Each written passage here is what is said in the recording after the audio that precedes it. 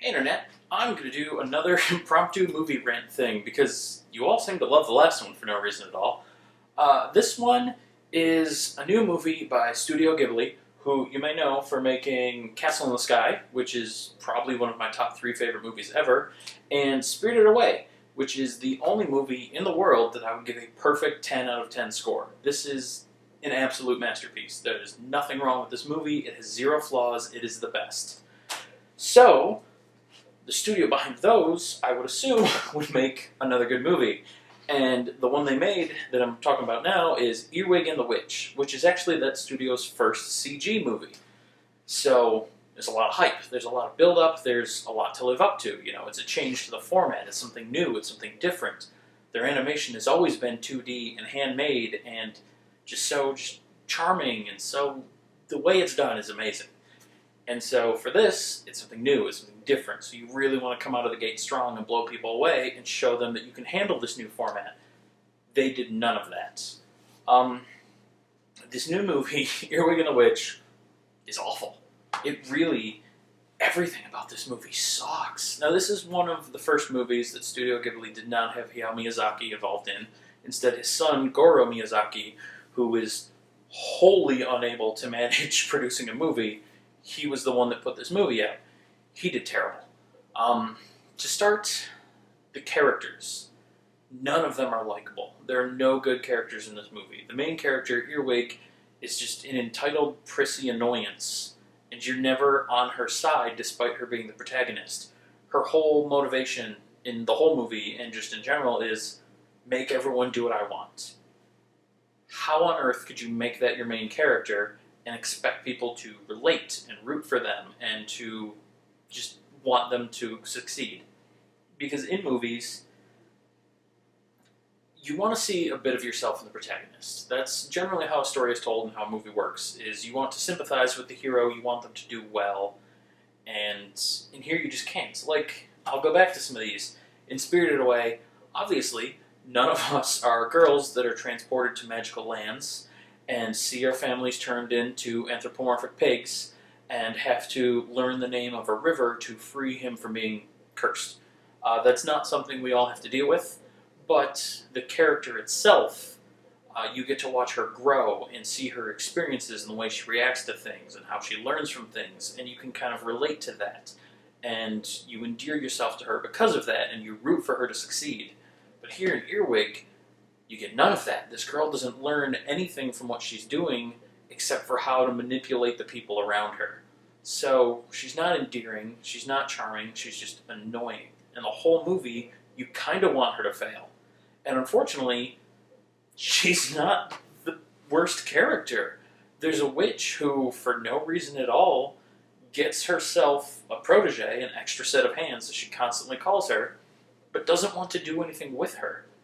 She doesn't want to teach her magic, even to the extent that she would be helpful, but she also is giving her enough information to allow her to be harmful, so she's kind of setting herself up to fail, really. And then there's a mandrake who you never really get his motivations. He's angry and doesn't want to be disturbed, but you don't know why. It's never explained to you why he wants to be isolated, even when he appears to know who the child is. It makes no sense. All the characters suck, and there's no one that you can relate to or root for or want to succeed. And then the story, aside from the motivations I said of the girl wanting to manipulate everyone around her, her mother abandoned her when she was a kid and didn't explain why, and you never find out why. And so she ends up in an orphanage, and then this witch, as I mentioned, adopts her to have an extra set of hands. And then she manipulates the witch and this mandrake guy who's super powerful. That's pretty much it. It's the whole story. Nothing happens. There's no character growth. There's no progression. Nothing really moves forward or moves along. It's just these people exist in a scenario. And then in the end, the adults have been manipulated, the girl gets what she wants, and the movie actually ends where it looks like a story would start, and that's the little girl's best friend from her orphanage life and her estranged mother show up at her doorstep. And then the credits roll.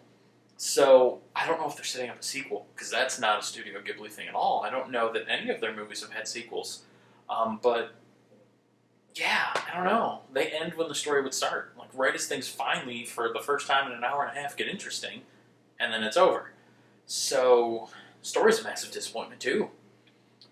Speaking of hour and a half, this is one of their shorter films. If I look here, and I don't know if it's even written on the case, and it doesn't appear to be, but like these two movies are both very, very long movies. They last a while. When you're watching these, you're in for the long haul. And I keep looking at this thing like it's going to be written on here, and I really don't know if it is. I don't think it is. It's not. Okay, enough wasting screen time.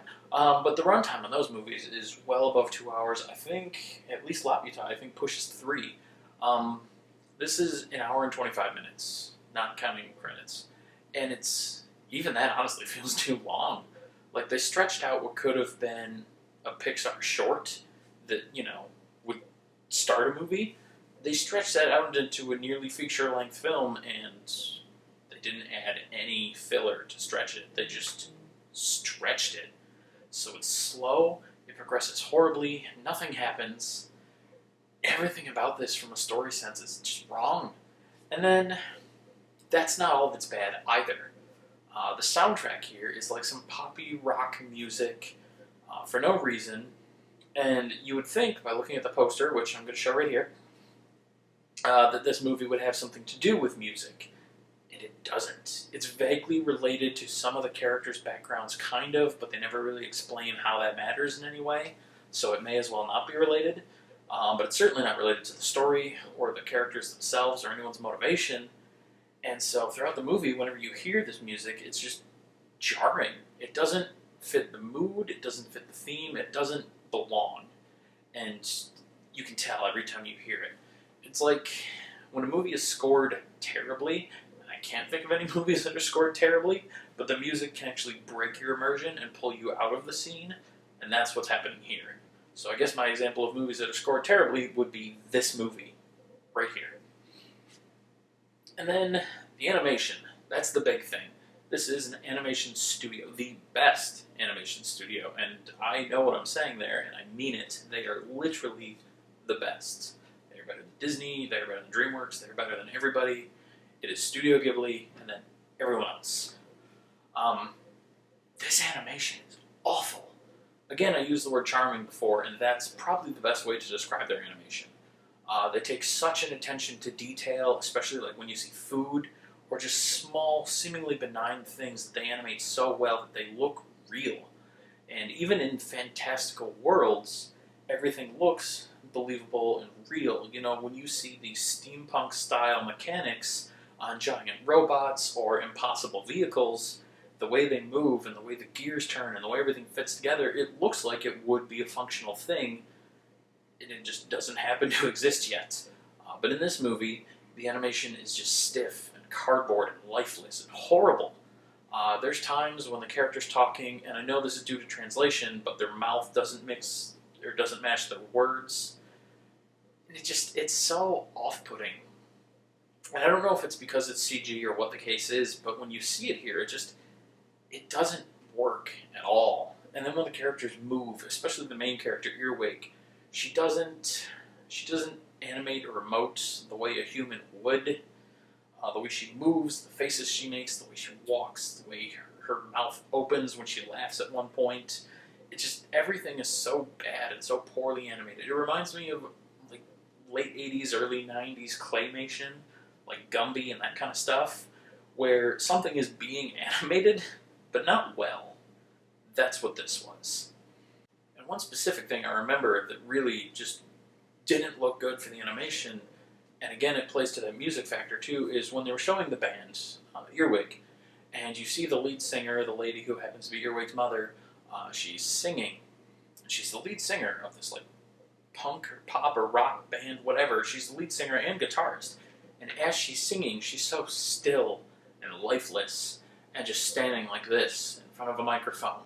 And anyone that's ever sang or even played rock band, that's not how you sing. No one just stands there at a microphone and sings. Like, you get into the music, you feel the music, you rock out with it, you move around, you scream, you make faces, like, you just get into it. And this This movie doesn't do that. That's actually the perfect allegory for this movie, because no one in this movie feels like they're invested. Not the characters in the movie, not the people that made the movie. It all just feels so just half-assed and going through the motions and just boring. It's a massive disappointment. It really is. It was unpleasant. It was not a good watch. It was not a good use of my time. I certainly would never recommend this to anyone. It was a terrible movie.